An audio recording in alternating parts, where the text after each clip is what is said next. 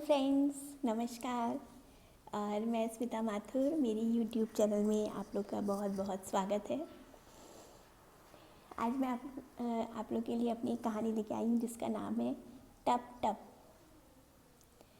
और ये अपने ही जीवन का अनुभव है जिसको मैंने कहानी के रूप में आपके सामने प्रस्तुत किया है। तो प्रस्तुत है मेरी कहानी टप टप।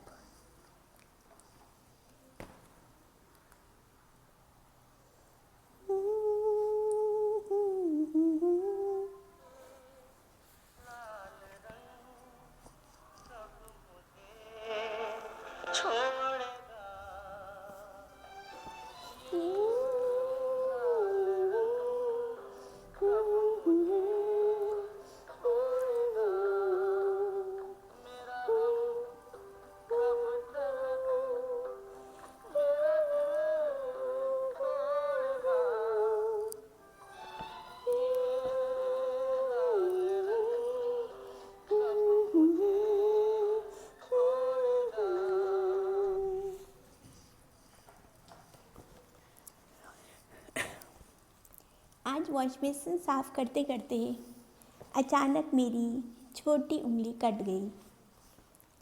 मुझे ध्यान आया कि 8-10 दिन पहले उसकी एक चिट उखड़ गई थी जिसे मैंने फेंक दिया था। वही चीली मिट्टी का कटा कोना कांच की तरह मेरी उंगली को चीर गया था। लाल लाल खून धीरे धीरे उसमें से निकलने लगा। पहले तो मैं ये देखकर खुश हो गई कि खून का रंग एकदम चटक लाल था। काफ़ी दिन बाद मेरे को कोई ऐसी चोट लगी थी। मतलब मेरा ब्लड एकदम हेल्दी है। 3-4 साल पहले जब मेरा ब्लड प्रेशर बहुत बढ़ा हुआ था, खून का रंग एकदम गाढ़ा मैरून हो गया था। ब्लड टेस्ट का वो सिरिंज में भरा गाढ़ा मैरून खून मुझे अभी भी याद है। ओह, तो मेरा ब्लड प्रेशर भी ठीक है, कंट्रोल में है। चलो, अच्छा हुआ। नहाते समय डेटॉल की झाग से ही मैं उसको रोकने की कोशिश करती रही। हल्के हल्के लाल खून के धब्बे टॉवेल व कपड़ों में भी लग गए थे। नहा के मैं दौड़कर किचन में गई। जल्दी से फिटकरी ढूंढकर उससे चोट को दबाया। तीव्र जलन से मैं सिहर उठी।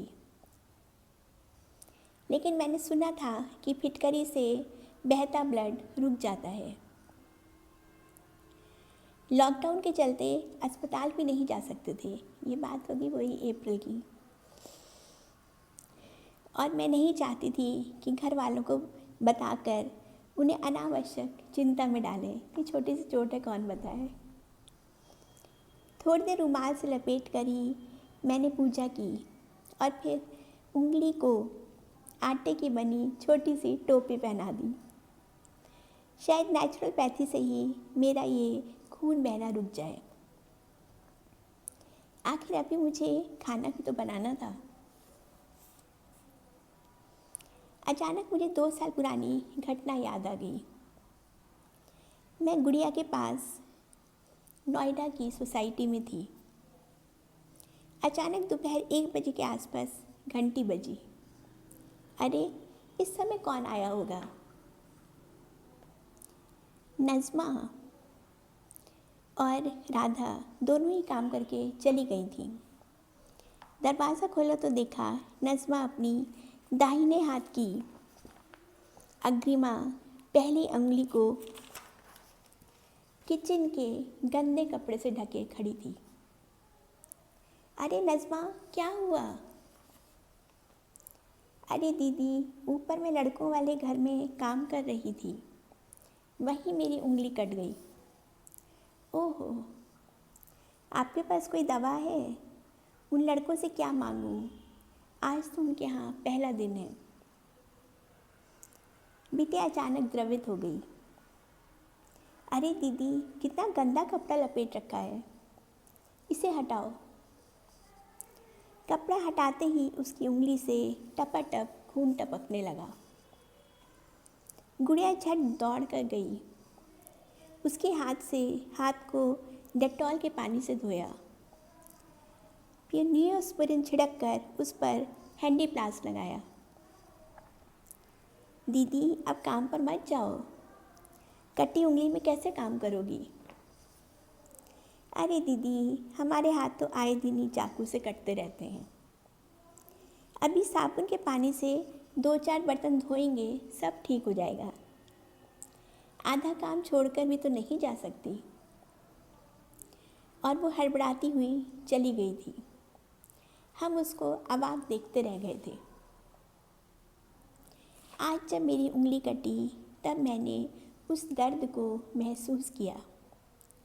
मुझे भी तो आज खाना ही बनाना था और घर वालों से उस चोट को छुपाना भी था। फिर भी लंच के पहले जब मेरे पति मेरे पास आकर बैठे तो मैंने आंखों में मोटे मोटे आंसू भरकर कहा, आज मुझे चोट लग गई। और उन्होंने दौड़कर न्यूज़फोरिन पाउडर डाला और हैंडी प्लास्ट लगाया और बोले, चलो तुम चुपचाप लेट जाओ, रोटी मैं बना दूंगा। और मैं चुपचाप उनका कहना मानकर अपने एसी रूम में लेट गई।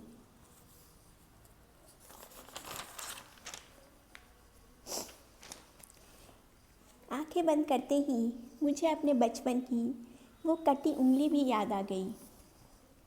जब इंग्लिश के एग्ज़ाम के में पहला पेज लिखते ही मैंने जैसे ही रबड़ निकालने के लिए अपने ज्योमेट्री बॉक्स में हाथ डाला था, उसमें पड़े ब्लेड से उंगली कट गई थी और टप टप टपकते खून ने पूरी कॉपी को रंग डाला था।